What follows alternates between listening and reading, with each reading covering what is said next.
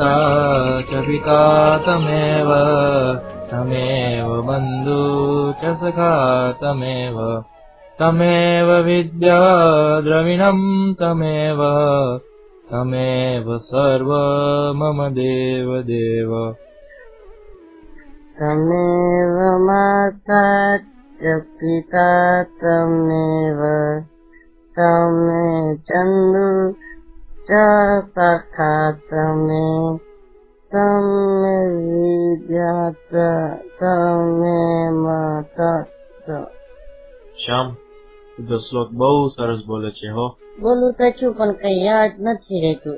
એક કાનમાંથી જઈને બીજા કાનમાં નીકળી જાય. એક દિવસ સમજણ પડશે દીકરા. હમણાં તું ઘરે જા અને થોડું યાદ કરજે. ઘરે જવાનો ટાઈમ થઈ ગયો. જય સ્વામિનારાયણ સ્વામી. જય સ્વામિનારાયણ દીકરા. શ્યામ બહુ હોશિયાર અને ડાયો બાળક હતો. જે સ્વામી શીખાડતા એ તરત જ સમજી જતો. જેમ સ્વામી કહેતા એમ પોતે કરતો. ભલે શબ્દો અડધા પૂરા આવડતા પણ તોય ભગવાનની કથા અને સ્તુતિ કરવામાં એને બહુ મજા આવતી.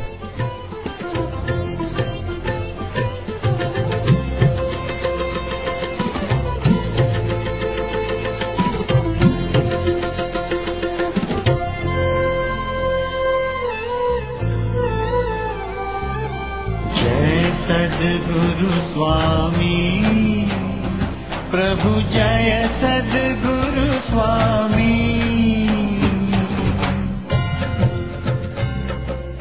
સ્વામી, હું બહુ મહેનત કરું છું કથાને સમજવાની, પણ કઈ સમજણ જ નથી પડતી. વાંચ્યું પણ ના વાંચાય જેવું કહેવાય. તો કથા સાંભળવાનો શું ફાયદો? કઈક સમજાવો ને. ના શ્યામ, તું તો હોશિયાર અને બહુ ડાયો છે હો. ચિંતા ના કર, સમજણ પડે કે ન પડે, આ તો ભગવાનના પવિત્ર શબ્દો છે. ખાલી કાને પડે તોય પણ આપનું સારું થાય. તું હજી નાનું બાળક છે. સમય જાતા તને ભગવાનનો મહિમા સમજાઈ જશે. અત્યારે કથા સાંભળવાનું ચાલુ રાખ. ભલે સ્વામી. શ્યામને કથાનો મહિમા સમજાવવા વાસ્તે સ્વામી એક નાનકડું દસ્તાંત ગોઠવ્યું. શ્યામ, એક નાનકડું કામ કરીશ. આ છાબડીને સરી નદીમાંથી આખી પાણીથી ભરીને લઈ આવ. સ્વામી, આ તો મારા જેટલી મોટી છાબડી છે, મારાથી કેમવું પડશે? ભલે શ્યામ, જેટલું ભરાય એટલું લઈ આવ. ભલે સ્વામી, હમણાં જ ભરીને લઈ આવું. પાણી બહુ ઠંડુ અને ભીનું છે. શ્યામ પાણી ભરીને અસ્તે અસ્તે કીર્તન ગાતો ગાતો મંદિરે જાય છે. છાબડીમાંથી થોડું પાણી નીકળે છે પણ શ્યામને તેની ખબર નથી પડતી. લ્યો સ્વામી. શ્યામ, સરસ, બહુ સરસ કામ કર્યું. પણ પાણી ક્યાં? પાણી તો ખબર નહીં ક્યાં ગયું. મેં તો તને છાબડી ભરીને લઈ આવવાનું કહ્યું હતું. તું તો ખાલી લઈ આવો છે. સ્વામી, એક નદી છેટીએ ને વળી પાછું આમ, પણ તમે કહેતા હો તો જ્યાં આખરે તો હું પાણી ભરીને જ આવીશ. ના હોવાથી શ્યામ પાછું પાણી ભરવા જાય છે. સ્વામીને ખબર નહીં પાણીથી શું કામ હશે, પણ મમ્મી કીધું હોય કે સ્વામી જેમ કે એમ જ કરવાનું. આખરે તો હું જલ્દી જલ્દી દોડીશ, એક ટીપું પણ પડવાની દઉં. શ્યામ દોડ્યો.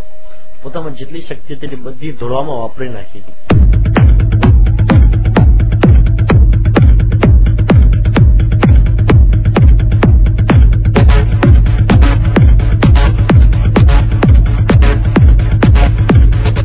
સ્વામી આવરો.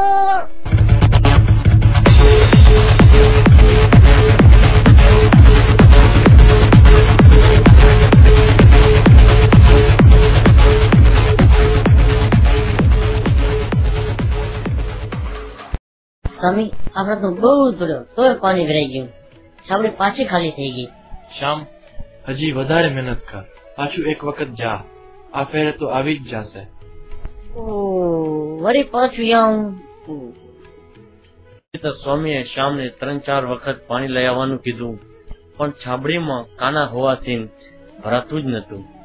છેલ્લે શ્યામ થકીને સ્વામીને વાત કરી. સ્વામી, પાણી ભરાતું જ નથી, કઈક બીજો ઉપાય બતાવો. શ્યામ, જેના માટે તું દોડતો હતો એ તો કામ થઈ ગયું. એ વળી શું? કયું કામ થઈ ગયું? છાબડી તો હજી ખાલી જ છે. શ્યામ, છાબડી પેલે કેવી મેલી હતી ને હવે કેટલી સાફ થઈ ગઈ. હા, એમાં મને કઈ સમજણ ન પડી. જો શ્યામ, જેમ પાણી ભરી ભરીને છાબડીનો મેલ નીકળી ગયો અને સાફ થઈ ગઈ, તેમ ભગવાનની કથા સાંભળીને અંતરનો મેલ નીકળી જશે અને હૃદય સાફ થઈ જશે. એવી જ રીતે આપણે વારંવાર ભગવાનની કથા સાંભળી તો જીવનમાં સુધારો આવશે.